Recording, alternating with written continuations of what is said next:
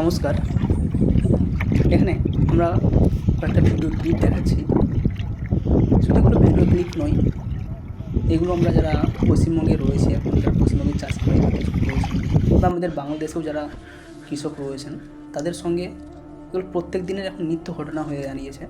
আমরা যদি এগুলো যারা গ্রামে থাকি বা যারা চাষ করি, সেই সমস্ত এলাকায় একটু ঘুরে থাকি, সেই সমস্ত জায়গায় একটু খোঁজ নিয়ে থাকি, এই দৃশ্যগুলো এখন আমাদের অবশ্যই চোখে পড়বে।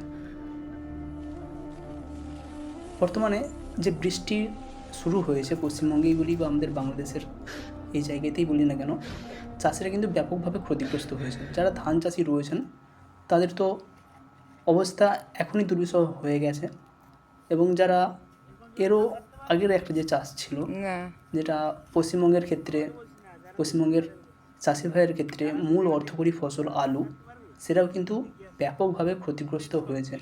সেখানে হয়তো এইভাবে ফসল এতটা নষ্ট হয়নি, হয়েছে শেষের দিকে যাদের আলু বসানো ছিল সেই জায়গায় বৃষ্টি নষ্ট হয়েছে, সেখান থেকে তারা জমি থেকে আলু তুলতে পারেনি। আবার কিছু কিছু চাষি রয়েছেন যারা চাষ করেছেন, ফসল তুলেছেন, কিন্তু তাদের যেই পরিমাণ টাকা খরচ হয়েছে, তারা যতটা ইনভেস্ট করেছেন বিভিন্ন জায়গা থেকে লোন নিয়ে, বিভিন্ন টাকা বা বিভিন্ন জিনিসপত্র বন্ধক দিয়ে যে আলুর বীজ, সার বা জমিতে চাষ করছেন, সেই টাকা কিন্তু তুলতেই পারেননি। 25% টাকাও তুলতে পারেননি। যেখানে এক বস্তা আলু 40 টাকা, এক বস্তা আলু 80 টাকা, 90 টাকা, 50 টাকা, অর্থাৎ 50 কেজি একটা বস্তা 50 টাকায় বিক্রি হচ্ছে, 40 টাকায় বিক্রি হচ্ছে। এই পরিমাণ টাকায় তাদেরকে তাদের উৎপাদন করা, 3 মাস ধরে খেটে কষ্ট করে উৎপাদন করা সবজি বিক্রি করতে হয়েছে। সেখানে তারা লস খেয়েছেন।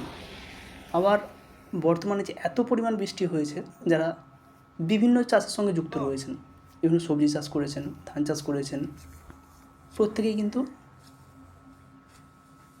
এই প্রাকৃতিক দুর্যোগের শিকার হয়েছেন। তো এই সময়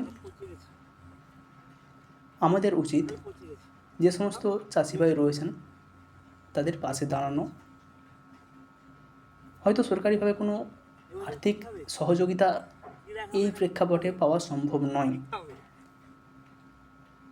আগে হয়তো বিভিন্ন সমবায় থেকে বা বিভিন্ন ব্যাংক থেকে আমরা যদি কৃষিকাজের উদ্দেশ্যে লোন নিয়ে থাকতাম, সেখানেও কিছুটা পরিমাণ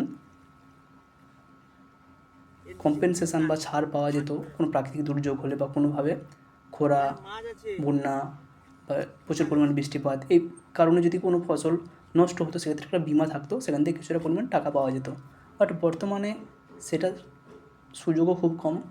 সরকারিভাবে বিভিন্ন প্রকল্প কয়েক হাজার টাকা করে দিয়ে দেওয়া হচ্ছে চাষিদেরকে, সেখানে চাষিদের এক ধরনের মুখ বন্ধ করে দেওয়া হচ্ছে। তো যারা চাষি রয়েছেন, পরপর দুটো ফসল তাদের নষ্ট হয়ে যাওয়া, দাম না পাওয়া, অনেকেই কিন্তু ডিপ্রেশনে চলে গেছেন, চিন্তায় ভুগছেন। অনেকে প্রকাশ করছেন, অনেকে প্রকাশ করছেন না। যারা ফ্যামিলির লোক রয়েছেন, বাড়ির পরিজন রয়েছেন, অবশ্যই চাষিদের পাশে দাঁড়ান, তাদেরকে বোঝার চেষ্টা করুন। যে কোনো মুহূর্তে যে কোনো চাষি কিন্তু যে কোনো দুর্ঘটনা ঘটাতে পারেন। তাদেরকে বোঝার চেষ্টা করুন, অযথা কোনো ঝামেলায় জড়াবেন না। একা কোনো চাষিকে, যিনি নিজে হেডেক নিয়ে চাষ করেছেন, বিভিন্ন জায়গা থেকে লগ্নি করেছেন, টাকার ধার নিয়েছেন, তাদের ওপর নজর রাখুন। তাদেরকে একা দীর্ঘক্ষণ কোনো ফাঁকা জায়গায় রাখবেন না। বন্ধুদের সাথে, পরিজনদের সাথে মিশতে শেখান। তার যে কষ্ট, দুঃখ, সেগুলো এক্সপ্রেস করতে বলুন, বলতে বলুন। এতে অনেকটা হালকা হয় মানুষ। বাড়িতে কোনো কীটনাশক বা আগাছানাশক বা কোনো দড়ি, এই ধরনের জিনিস কাছাকাছি রাখবেন না। নিজেরা সবসময় খেয়ালে রাখুন। এই পরিস্থিতিতে একজন চাষির তার নিজেকে মানিয়ে নেওয়া খুব কষ্টকর ব্যাপার। অবশ্যই সবাই সাবধান থাকুন, সচেতন থাকুন।